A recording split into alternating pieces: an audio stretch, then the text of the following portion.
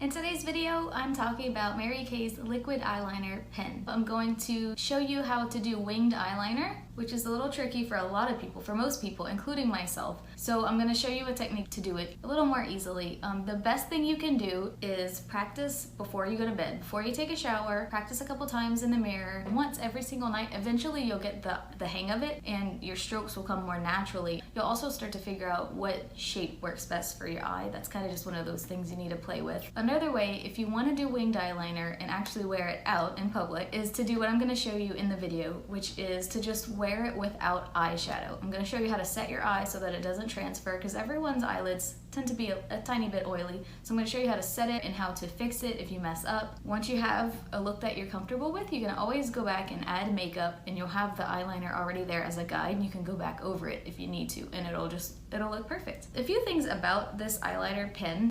I love it because it's very easy to use. It's got a pretty pointy tip, but not so tiny to where it's flimsy. To me, it's like the perfect shape. You can get real thin, like I go very thin in my inner corners. I'm able to do that super easily, and the more you press, the thicker the line will be. So it's very easy to use. I've been having this one for entirely too long, and I haven't had any problems with it drying out or anything like that, and it's lasted me a long time too. Of course, you should not keep these for too long, because anything on your eyes, you're susceptible to introducing bacteria into this, and so you should replace it every couple months. Would probably be ideal, kind of like with mascara, same idea. So it's very easy to use, it glides very well.